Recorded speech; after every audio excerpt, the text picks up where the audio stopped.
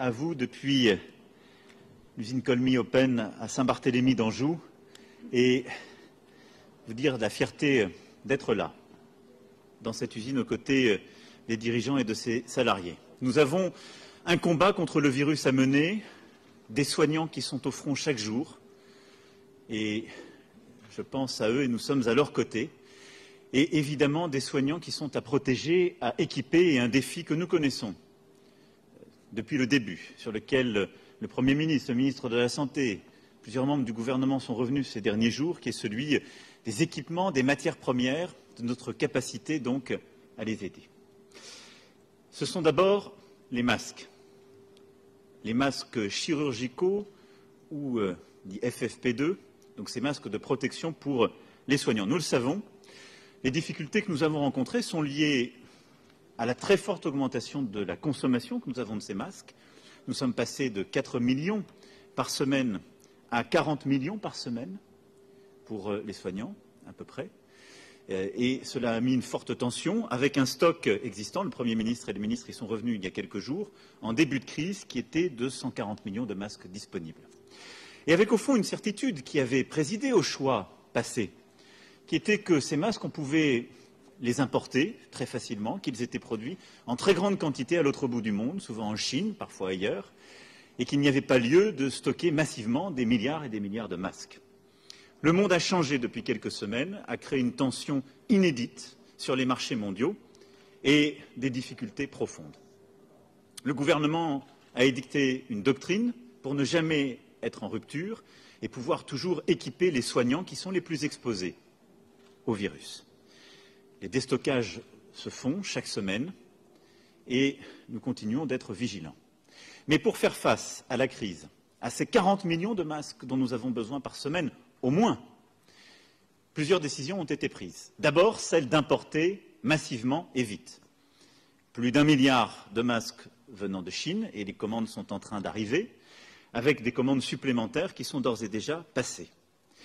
Et je veux ici aussi remercier les collectivités locales, les entreprises qui ont, durant cette période, donné les masques qu'elles avaient, mais ont aussi été chercher sur les marchés mondiaux des grandes quantités de masques pour les mettre à disposition de nos soignants.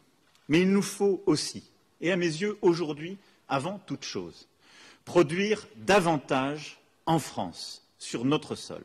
Produire parce que cette crise nous enseigne que sur certains biens, certains produits, certains matériaux, le caractère stratégique impose d'avoir une souveraineté européenne. Produire plus sur le sol national pour réduire notre dépendance et donc nous équiper dans la durée. Nous avons 4 acteurs historiques en France qui produisent des masques chirurgicaux, FFP2, entre autres.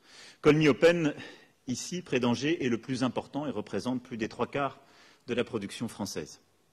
Un effort extraordinaire a été fait ces dernières semaines, avec l'aide des services de l'État, de la Chambre de commerce et d'industrie, d'une mobilisation exceptionnelle de l'entreprise, de nombreux partenaires, qui a permis d'augmenter les effectifs de 50%, de faire tourner l'usine 7 jours sur 7, 24 heures sur 24, de commander de nouvelles machines qui sont en train d'arriver.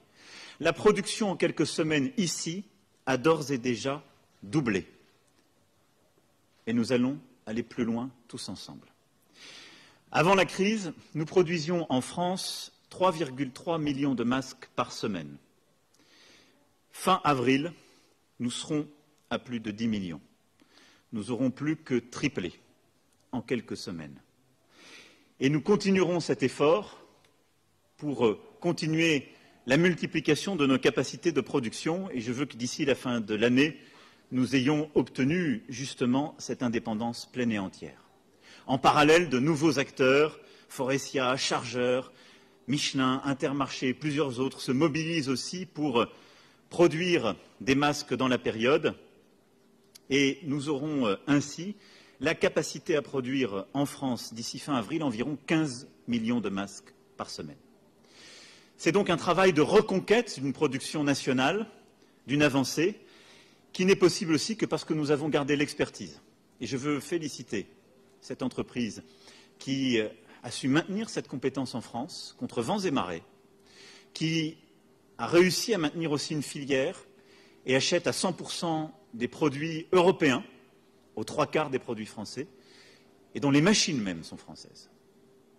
Nous allons, en parallèle de ce travail qui est nécessaire pour équiper nos soignants dans les meilleurs délais et pour dépendre de moins en moins de nos importations, continuer à produire plus de masques. Parce que je pense aussi à toutes celles et ceux qui sont exposés aux services à domicile, à nos transporteurs, à nos pompiers, à nos forces de l'ordre, à nos caissiers et caissières, aux guichetiers, à toutes les professions qui sont aujourd'hui exposées, qui, je le sais, ont souvent une angoisse et attendent des masques.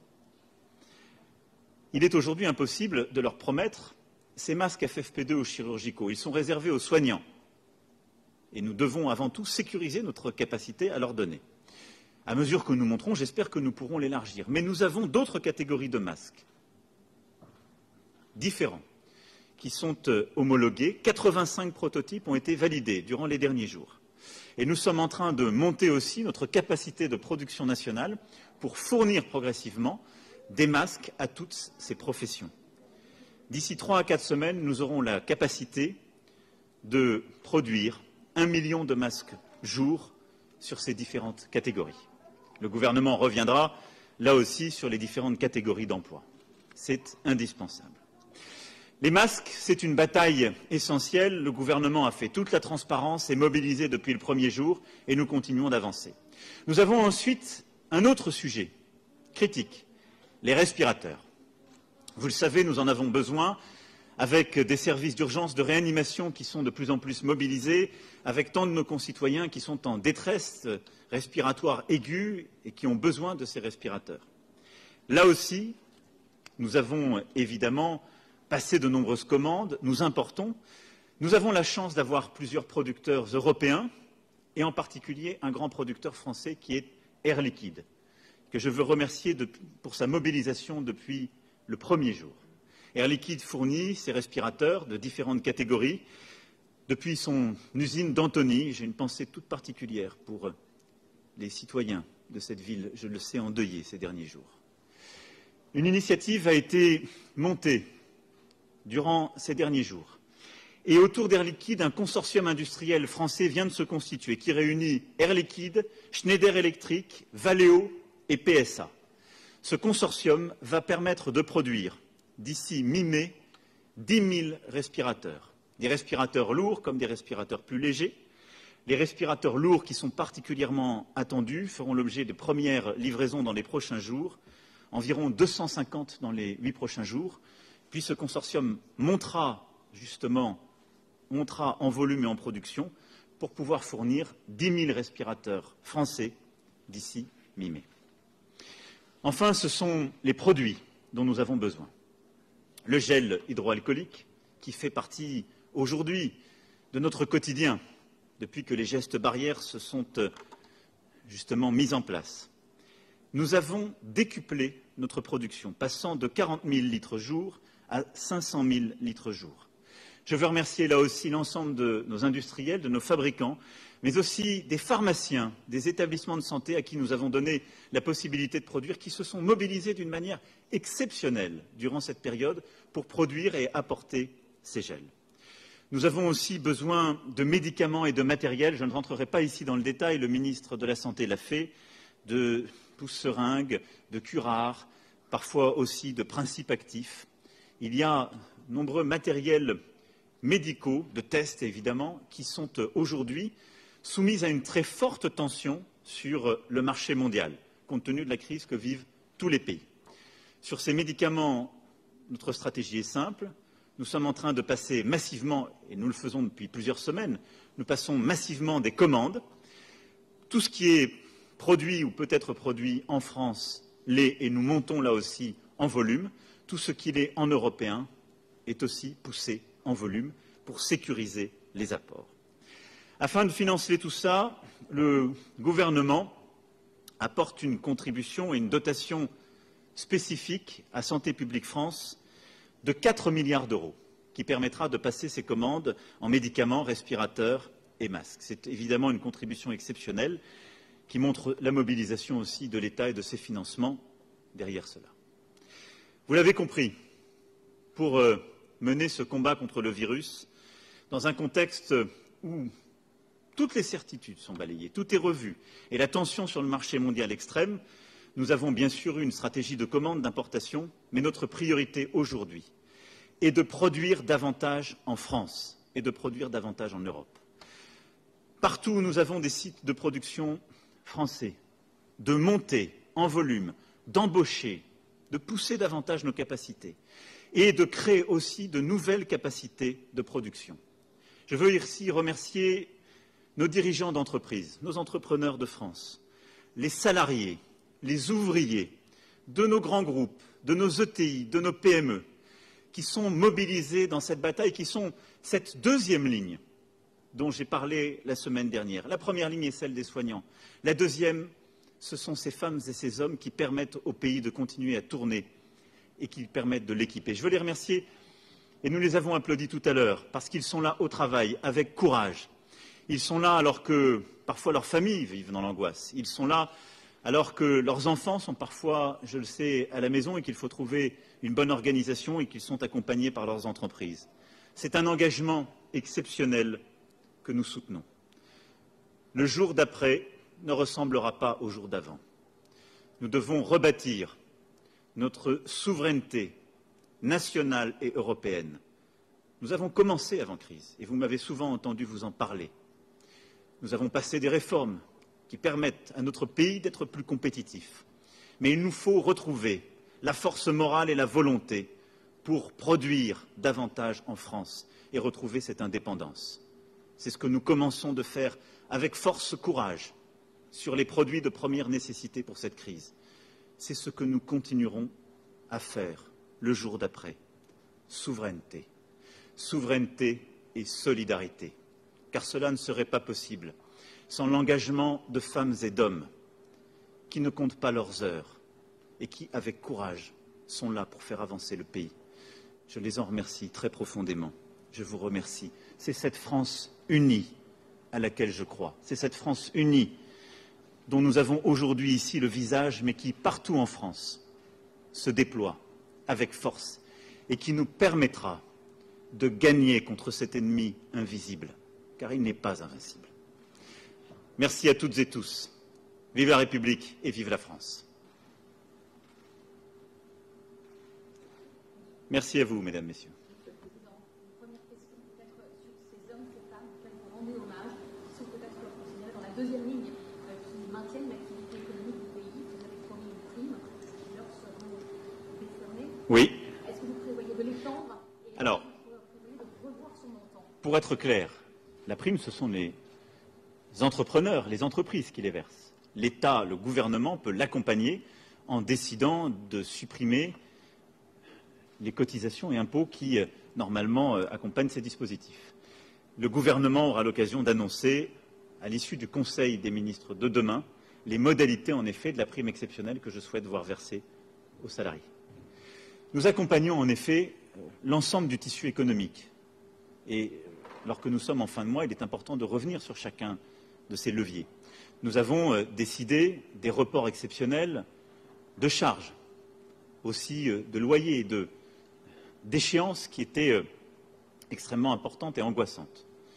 Nous avons mis en place un dispositif de chômage partiel, en nous inspirant de nos voisins, mais en étant plus généreux qu'eux, dont le gouvernement a précisé les dispositifs, mais qui est aujourd'hui le dispositif de chômage partiel le plus généreux d'Europe, et qui permet d'éviter le licenciement dans ces périodes de crise. Pourquoi nous le faisons? Parce que nous avons constaté, lorsque nous avons vécu la crise économique il y a 10 ans, que la France avait à ce moment-là détruit beaucoup d'emplois et donc de compétences. Donc, report de charges, d'échéance de loyer pour les entreprises, chômage partiel pour protéger les salariés et les compétences dans l'entreprise et maintenir au maximum l'emploi, et puis ce fonds de solidarité sur lequel le ministre de l'économie, des finances et le ministre de l'action des comptes publics sont revenus, que je veux très simple et qui permettra d'accompagner tous les petits entrepreneurs de France, indépendants, artisans, commerçants, TPE, et qui fait que quand on a perdu, dès le mois de mars, mais aussi en avril, plus de 50% de son chiffre d'affaires, ou quand on fait partie des catégories de métiers qui ont été fermées par le gouvernement, eh bien, on a une compensation par ce fonds de solidarité qui est d'environ 1 500 € et qui permet là aussi de tenir.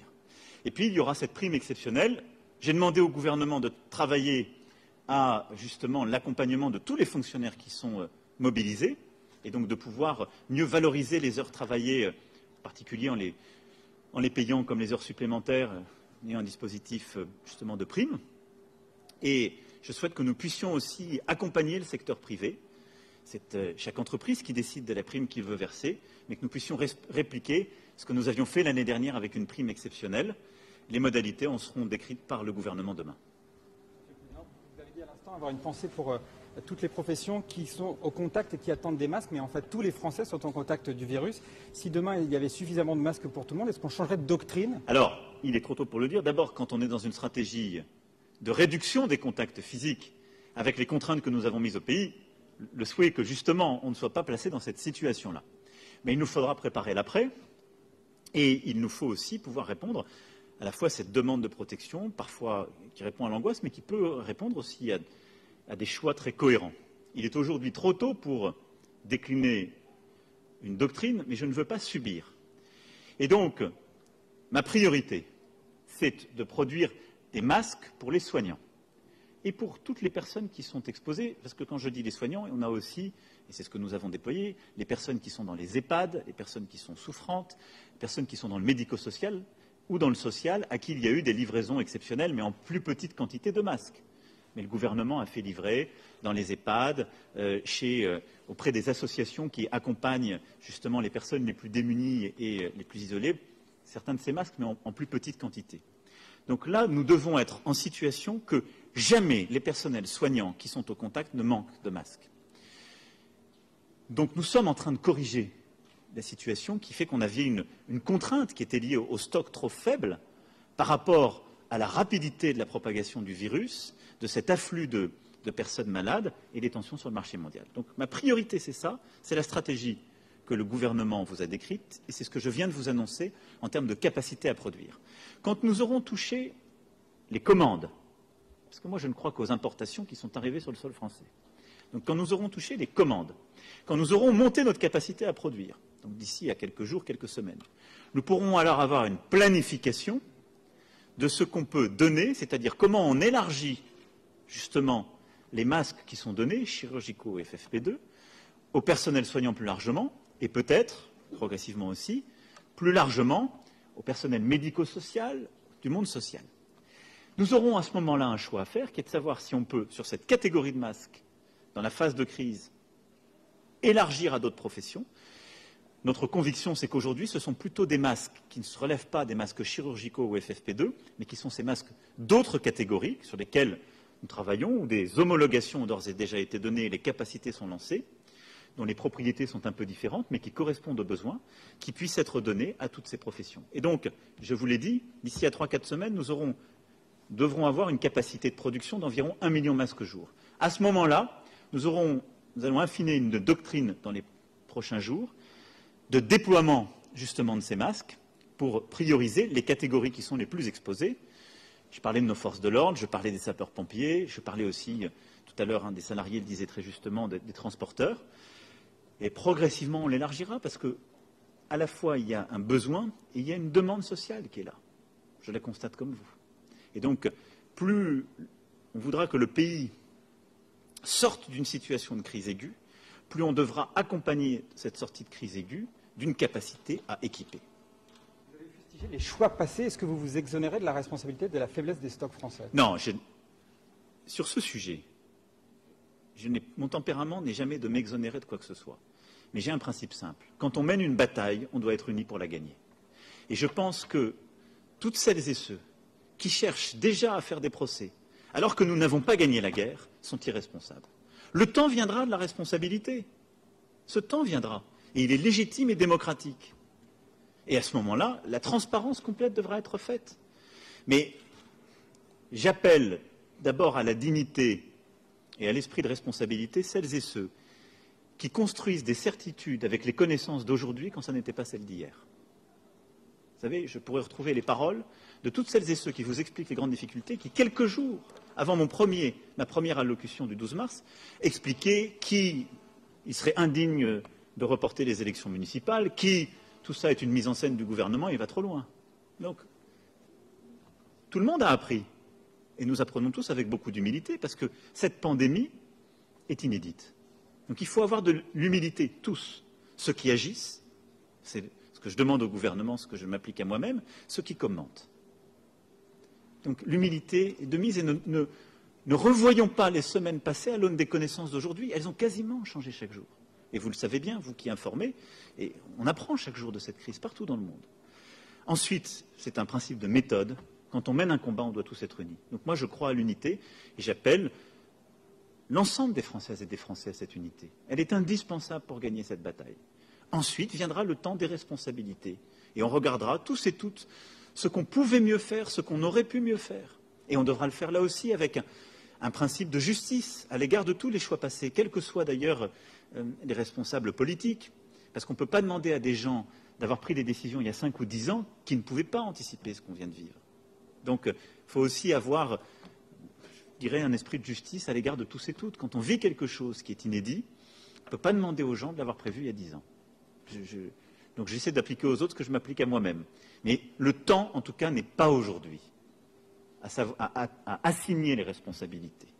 Le temps, il est à s'unir, à multiplier les solidarités, à multiplier les innovations qu'on voit d'ailleurs partout dans le pays, et à se tenir les coudes pour terrasser ce virus.